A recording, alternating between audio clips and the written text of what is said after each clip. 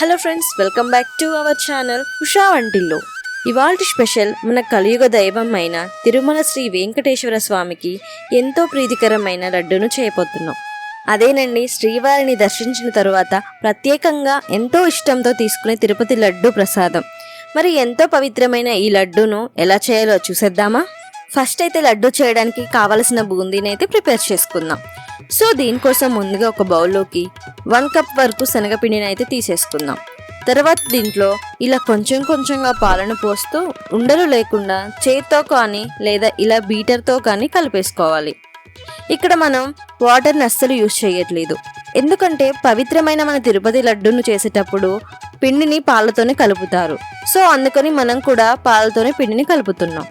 ఇలా కొంచెం కొంచెంగా పాలు పోస్తూ మరీ పలుచుగా కాకుండా చూసారా, ఈ విధంగా కన్సిస్టెన్సీ ఉండేలా కలుపుకోవాలి. ఇప్పుడు ఈ మిశ్రమాన్ని పక్కన పెట్టుకొని బూందీని చేసుకోవడానికి స్టవ్ మీద బాండి పెట్టి అందులో నెయ్యిని వేడి చేసుకుందాం. ఇక్కడ కావాలంటే ఆయిల్ కూడా వేసుకోవచ్చు, కానీ మనకు తిరుపతి లడ్డు టేస్ట్ రావాలంటే నెయ్యిలోనే బూందీని ఫ్రై చేసుకోవాలి. సో ఇప్పుడు నెయ్యి హీట్ అయ్యాక దీనిపై ఒక బూందీ గరిట కానీ లేదా ఇలా చిలువ గరిట కానీ తీసుకొని దీనిపై మనం రెడీ చేసి పెట్టుకున్న మిశ్రమాన్ని కొంచెం కొంచెంగా వేసి ఇలా స్ప్రెడ్ చేసుకోవాలి. చూసారా ఎంత బాగా పిండి పడుతుందో? మనం కలిపిన కన్సిస్టెన్సీ కరెక్ట్గా సరిపోయిందనమాట. సో ఇలా పిండి వేసాక మంటను మీడియం ఫ్లేమ్లో ఉంచి బూందీని ఫ్రై చేసుకుందాం.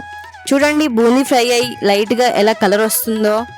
మనం మామూలు లడ్డూలు చేస్తే ఇలా కలర్ రాకముందు తీసేస్తాం, కానీ తిరుపతి లడ్డూకి మాత్రం ఇలా లైట్గా కలర్ రావాలి.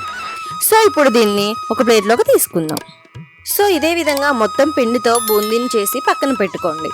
ఇప్పుడు ఇదే బాండీలో కొంచెం నెయ్యి హీట్ చేసుకొని దీంట్లో కొన్ని జీడిపప్పులు వేసి లైట్గా ఫ్రై చేసి తర్వాత ఇందులో కొన్ని కిస్మిస్లు కూడా వేసుకొని వీటన్నిటిని 1/2 మినిట్ పాటు ఫ్రై చేసి ఇప్పుడు వీటిని ఒక బౌల్లోకి తీసుకొని పక్కన పెట్టేసుకుందాం.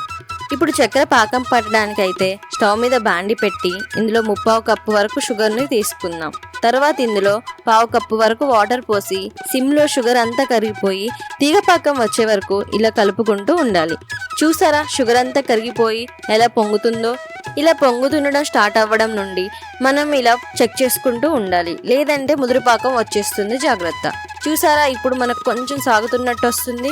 సో ఈ టైంలో స్టవ్ ఆఫ్ చేసి ఇందులో ఫ్రై చేసి పెట్టుకున్న బూందీని అయితే ఇందులో వేసేద్దాం. ఇప్పుడు దీన్ని పాకం మొత్తం బూందీకి పట్టేలా కలిపేసుకుందాం. మనం తినే తిరుపతి లడ్డు కొంచెం సాఫ్ట్గా ఉంటుంది కాబట్టి దీనికోసం మనం ఇలా పాకం అంతా బూందీకి పట్టాక ఇందులో సగం వరకు తీసి మిక్సీ గిన్నెలో వేసేసుకొని మెత్తగా గ్రైండ్ చేసుకుందాం. చూసారా, ఇలా మెత్తగా గ్రైండ్ చేసుకొని మిగిలిన బూందీ మిశ్రమంలో వేసుకుందాం. ఇప్పుడు ఇందులో 3 టేబుల్ స్పూన్స్ దాకా నెయ్యి వేసుకుందాం. అలాగే ఫ్రై చేసి పెట్టుకున్న జీడిపప్పులు కిస్మిస్లు కూడా వేసేసుకుందాం. తర్వాత ఇందులో 3 దంచిన ఇలాచీని పొట్టుతో సహా వేసేసుకుందాం.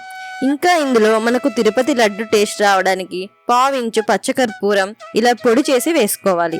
అలాగే 2 స్పూన్స్ దాకా పటిక బెల్లాన్ని కూడా వేసుకొని ఇప్పుడు ఈ లడ్డు మిశ్రమాన్ని మొత్తం ఇలా బాగా కలుపుకొని ఒకసారి లడ్డూలాగా వస్తుందో లేదో చెక్ చేసుకోవాలి. అవసరం అనుకుంటే ఇంకొంచెం నెయ్యి కూడా వేసుకోవచ్చు.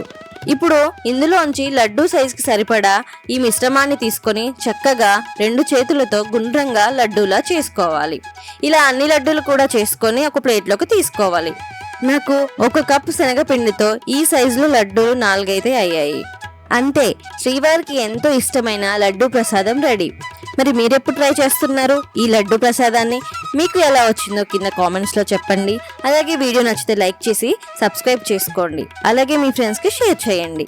Thank you.